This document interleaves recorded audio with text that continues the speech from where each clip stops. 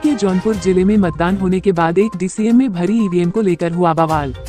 छठवें चरण मतदान खत्म होने के बाद देर रात को वीर बहादुर सिंह पूर्वांचल विश्वविद्यालय के स्ट्रांग रूम के पास पहुंचती है तो इसे देखकर सपा कार्यकर्ताओं में आक्रोश देखने को मिलता है। सपा कार्यकर्ता तुरंत ही स्ट्रांग रूम का घेराव कर लेते हैं। कहा कि चुनाव में गड़बड़ी करने के लिए ईवीएम मशीन को यहाँ लाया गया है। इस तरह से ईवीएम मिलने से हर जगह आग की तरह फैल गई। देर रात को ही इंडिया एयरलाइन के उम्मीदवार बाबू सिंह कुशवाहा पहुंच जाते हैं। काफी देर तक ये हंगामा चलता रहता है। इसी बीच जिलाधिकारी पहुंच जाते हैं और सपा नेता और कार्यकर्ताओं को समझाते हैं, लेकिन सपा नेता का यही सवाल उठा रहे थे कि रिजर्व ईवीएम यहाँ क्यों लाया गया।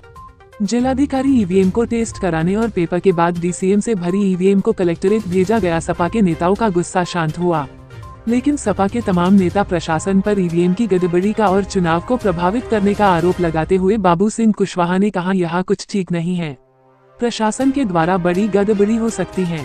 पेश है यूपी के जौनपुर जिले से न्यूज आई 8 नेटवर्क। दिखा रहे बार-बार हमको, कुछ करना क्या मेरे साथ, बता दीजिए ना। क्या मामला है सर? मामला ये है कि शाम को ये गाड़ी ईवीएम से लदी हुई ये बदलापुर की साइड से आई है। तो यहाँ जब आई उसी रास्ते में कुछ लोग मिले तो पूछा कि भाई इस गाड़ी में क्या है। गेट में भी रोक के पूछा तो बताया नहीं, जैसे चले आए यहाँ लाके खड़ी कर दी और ड्राइवर गाड़ी से गायब हो गया। जो स्कॉट करके आए अधिकारी की गाड़ी है वो भी नहीं मिले। आधे घंटे 45 मिनट तक तो इस गाड़ी में कोई मिला नहीं।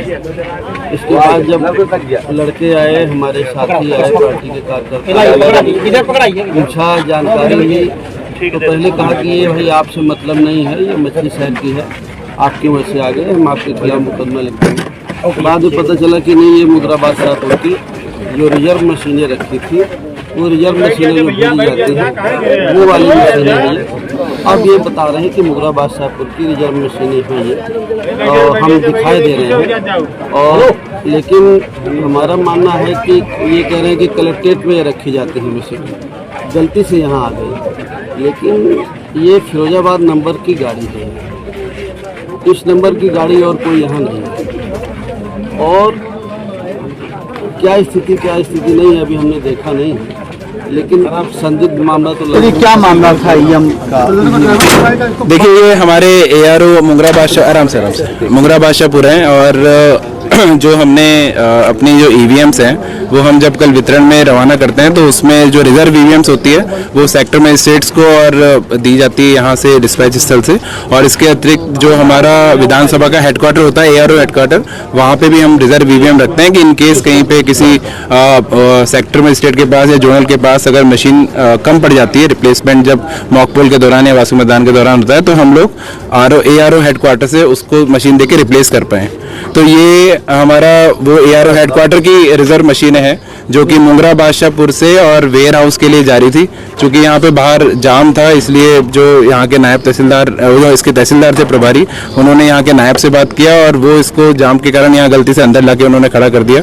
इसको लेके हमारे जो समाजवादी पार्टी के जो प्रत्याशी थे और उनके जो यहाँ पे लोग थे, तो उन्होंने उसको लेके ऑब्जेक्शन किया था कि सभी यहाँ पे कैसे आ गई, और उसको लेके उन्होंने स्थिति स्पष्ट करने के लिए कहा था।